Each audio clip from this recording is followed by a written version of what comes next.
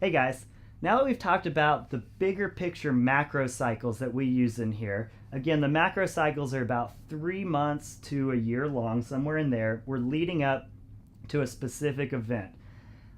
Within the big picture of the macro cycle, we're going to have smaller mesocycles. These are going to be anywhere from 2 weeks to 6 weeks. Usually they're about a month long. In our example here, we're going to talk about 4-week long mesocycles. And those we kind of format for specific reasons. So we might have a hypertrophy mesocycle where the focus is building muscle, a strength mesocycle where the focus is making that new muscle stronger, and a peaking where we kind of put it together in a more athletic way to make our bodies that have new, big, strong muscles as usable as possible. The taper would be backing off a little bit before an event. That way we're at our peak performance for the event. So with all of that, within each of our mesocycles, again, we're going to use the example of a 4-week long mesocycle. Within each one, we're going to be varying our volumes and intensities. So volumes is how many reps we're doing multiplied by the amount of weight we're lifting. Intensity is going to be the amount of weight, and we like to think about it as percentage of your 1 rep max. So on any given week, what we're really looking for is to have a hard leg day and a hard arm day or pressing day. So in our program, we offer a lot of options.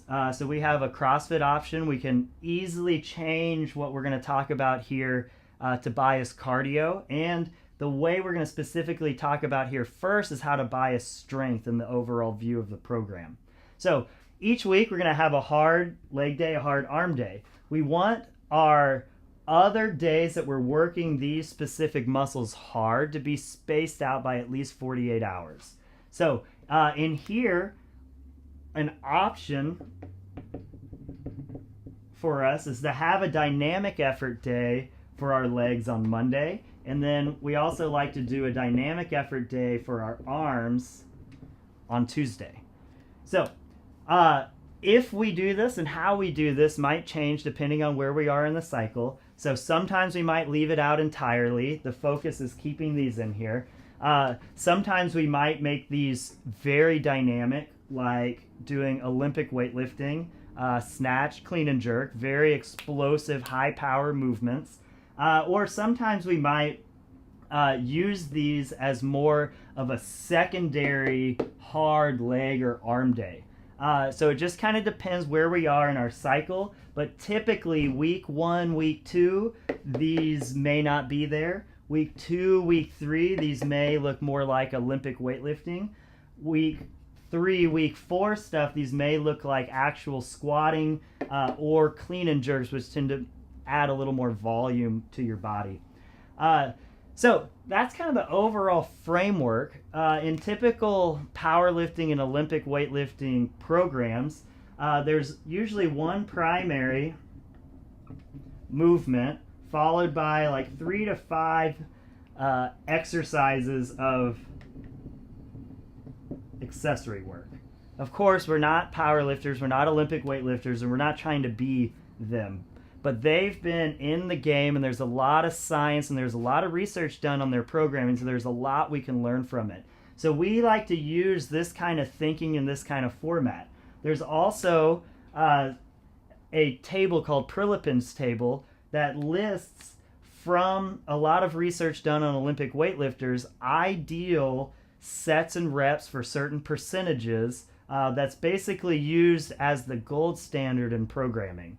So we really like to keep all of this stuff in mind. So on any given day, our program, we are really trying to control the volume at certain intensities. So the amount of reps you're doing multiplied by the weight you're doing it, and what does that mean relative to your 1 rep max. So this is very, very important. So what a typical day might look like is using these as our primary movements, and then we're looking to get 3 to 5 additional exercises in for accessory work. In CrossFit, this is very easy. These look like wads.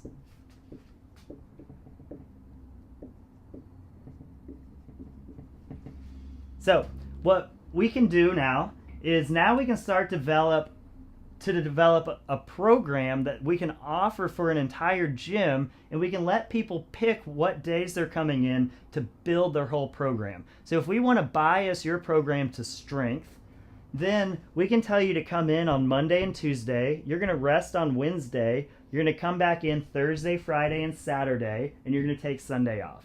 If we want to bias cardio a little bit more, we're going to come in Monday, Tuesday, Wednesday. We're going to rest on Thursday. We're going to come in Friday, and on Saturday, instead of doing our hard arms, we're going to do WOD.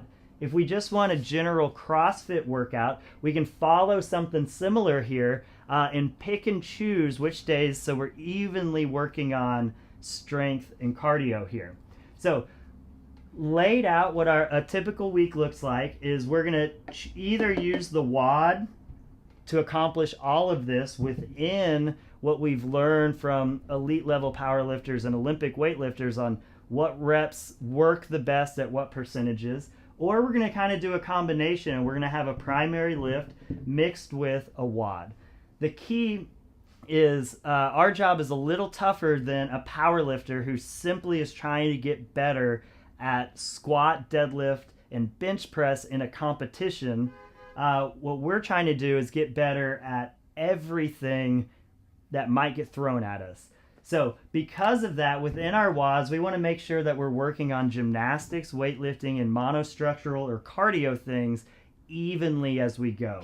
So we get very creative in our WODs, in our accessory work to accomplish that. But the overall framework of what drives us forward and how we organize things throughout the week looks like this. What this allows us to do is week in, week out, we can build on what we did the previous weeks to really get as much adaptations as possible and then move on before we stall out. But when we just take spaghetti and throw it against the wall and do a bunch of random work, we might get better, we might not get better, but what we do know is you're not going to get maximally better. What we're doing is learning from the best in the world, trying it out in here, and when it works in here, it stays. This is what we've learned really, really gets some amazing results. All right, talk to you guys soon.